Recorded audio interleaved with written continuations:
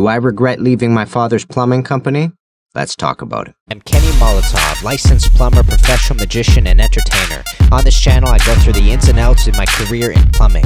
I take you through a day in the life and we talk tools, theory, and mindset. I'm trying to give you an arsenal of knowledge and an online resource so you can take this trade head on and find yourself successful on the other end. Click subscribe, hit that bell notification, and let's talk pipes. Peeps, Kenny Molotov. Check out MolotovPlumbingAcademy.com for courses that are specifically designed to help you succeed in your apprenticeship. Also, join our newsletter. That way you know when content is coming out to you guys. And also if I have any new courses and products coming your way. So I wanted to tackle this big subject because I imagine some of you are probably wondering how I feel about leaving my father's plumbing company after 2 years now. And I wanted to talk to you all about it just so that you knew where I stand with it and what I feel about the entire subject matter in general. So for those of you that don't know, a couple of years back, I had to end up leaving my father's plumbing company because there was a lot of turmoil taking place there. And to be honest, from this moment where I'm shooting this video right now, that turmoil hasn't been solved. So unfortunately, it's one of those things that is currently at a standstill, and I hope one day that we will be able to move forward and rectify some of those issues, deal with those issues, give the apologies that we need, and try to change and be better people moving forward. Unfortunately, it's just not the right time for it right now, and I hope one day we can do that, fingers crossed. So when that turmoil was taking place, I essentially got enough information to understand that the multiple parties at play in this entire situation were not interested in changing it. The current environment that it was at was the way it was going to stay. And this was a major piece of the puzzle for me because I realized that it's time for me to leave. If other individuals aren't interested in making the environment more comfortable and making all members happy, then there's not much I can do. I'm just going to be subjecting myself to an environment that's toxic, at its worst case, very resentful. It was a very bad environment. There came a point, and it all led up to this because at some point we were going to work, both Dad and I, really resentful of each other. We would get into arguments about very small things that weren't dealing with the major issues at play. So it got to a point where it was like, I don't want to go to work, and when I get home, I'm really bitter because I've been biting my tongue all day. And there have been multiple occasions where I come home and I unleash this resentment upon my family who has nothing to do with the feelings that I'm feeling. You know what I mean? So it's in those moments that you realize you're not the best version of yourself anymore. And that terrible version of yourself is taking chunks out of people you love and that are genuinely interested in your mental health and in your well-being. So it's really not fair to the other people surrounding you. So I eventually made the leap and I ended up leaving my father's plumbing company, which was the hardest decision I think I've ever had to make in my entire life because family is the pinnacle of my cognitive hierarchy. Like, family is right at the top for me. So I spent a great deal of time tolerating a lot of things that I was not happy with because I wanted to preserve family. So in a sense, I was selling out certain aspects of myself, including my mental health, including some of my morals, in order to maintain, the father-son relationship and the entire family relationship at play. And at some point, I just came to realize, this isn't really what I signed up for. You know what I mean? I didn't sign up for an environment that's this uncomfortable. I didn't sign up for an environment that was supposed to be family, but didn't do things that families were supposed to be doing. Even though I was fighting for this idea of family, we weren't acting like one. I signed up for a family-run business. It wasn't a family-run business anymore. We were that splintered. So I took this very difficult decision. I had to sit down with my wife and have a few conversations with her, and she was very good at just listening to me and just basically saying, if you think you're done, then let's go, let's do it, So she was in my corner the entire time. Very blessed, very blessed. And after making that decision, there was this entire follow-through that had to take place because now I was sitting in a position of, do I continue doing plumbing? My interest in plumbing was tied and woven into my idea of family. And which route do I go? Do I go down finding another plumbing company to work with, or do I go down the road of opening up my own plumbing company? Because, the entire time that I was working with Dad, the conversations that were taking place was it was going to be passed down from father to son. And I was very interested in running a plumbing company. So, I had to do a little bit of soul searching, and we ended up opening up our own plumbing company. I had a lot lot of help with my wife, especially at the beginning, in order to just set up the company. And once that was done, I mean, been a really difficult road going forward, trying to find clientele, trying to market, trying to balance the books, trying to keep up to date with the materials, trying to talk to the accountants. There's a lot of things that were taking place that I had never done before. I was just an installer. I was just a licensed plumber, somebody that understood the pipes, understood the rules, understood how to implement them.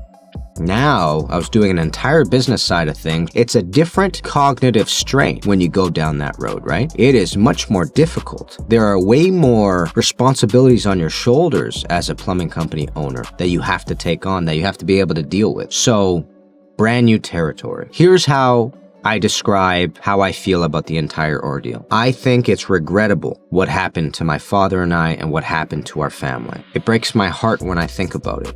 I'm in a much better place now about it than I was a year ago even, or 2 years ago. I was absolutely destroyed. But there are lots of times where I think about it and I go, I wish it was different, man. I wish the current environment was different. But at the very same time, I know that I did everything in my power, everything I could. I did everything I could to fix this, to change it. Everything I could. I did things I didn't want to do to try to fix it. I put away a lot of things. There were moments where I didn't even maintain my integrity in order to try to fix this. So I exhausted all the roads that I saw to try to fix it, but I couldn't. And I realized at some point, it's not because I'm not putting in the effort, it's because other people don't want it to be fixed. So when that happens, that's it, you're shackled. You know, you're shackled to do I tolerate this for the next 20 years and allow this entire ordeal to continue? Or do I wipe the slate clean and go a road that's gonna make me happy? I'm gonna be the best version of myself compared to what I am now. So I felt cornered, honestly. I felt cornered. And the thing that made me feel cornered the most was I wasn't only subjecting myself to a bunch of things I'm really, really unhappy about. I would have to be subjecting all the people that rely on me to that. And that was when I had to make the decision, I can't. I can put myself in a situation where I'm tolerating really bad things, but I would not forgive myself if I subjected a bunch of people to that when I know that that's exactly how they're going to be treated. They're going to be treated just as poorly. That in and of itself means that I'm happy with the decision I made because I can sleep at night knowing I didn't subject the people that rely upon me to a bunch of really bad behavior, right? That's number one. The second thing I have to say is that this has been the most difficult it's been an extremely difficult 2 years for me. I am doing things that are extremely difficult. I'm very uncomfortable most of the time. Most of the time I feel overwhelmed, but slowly, I'm picking up the pieces, right? Slowly I'm going, okay, so this is how you do the books. Oh, okay, so this is how you pay WSIB. Okay, so this is how you apply for a permit. Okay, this is how you open a permit. This is how you close it. All these things. And then dealing with just the plumbing side of things where you call a customer, you give them the fairest price you have, and they look at you and they think you're crazy. Like you're trying to rob them. And you're sitting back going, I don't understand. I don't know if you know the market. That's a really fair price. Whenever I'm uncomfortable, there's a little voice in my head that says, so you're growing. And that is always the reminder of, okay, even though I hate the feeling, I'm in the right spot. Overall, am I happy about the decision I made? Yes. Do I wish I was still in my father's life every single day? Do I think I've become stronger because of the hard decisions I made? Yes. Do I feel strong? Sometimes, sometimes I feel like I'm knocking the ball out of the park. And then other times I feel like I'd be lucky if I bunted, Sometimes you're the pigeon, sometimes you're the statue.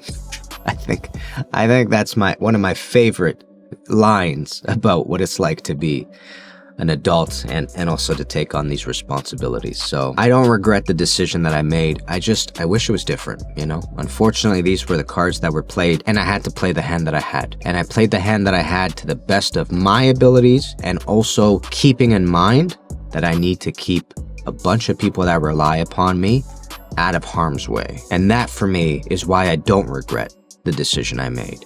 I have less money because of the decision I made. I have many more years to go before I reach my own financial stability because of the decision that I made. But I have really good people in my corner and they believe in me, and that's a big deal. You know, their belief in me and their ability to say, keep going, just keep doing what you're doing. You know, we're going to hold down the fort. That's what keeps me working every day. And looking at the faces of the people that I love, man, I'm telling you, that's huge motivation. So look, I have hopes going forward, high hopes going forward, and I'm just going to keep my head down and I'm going to keep working. I would love to give you a piece of advice. If you're in like a family run business, I want to just give you one last piece of advice that I think was really crucial. I was talking to a therapist on my way out of the plumbing company with my dad. She said something really that I knew was taking place, but she placed it in a sense where I went, oh, okay, that's what's happening here.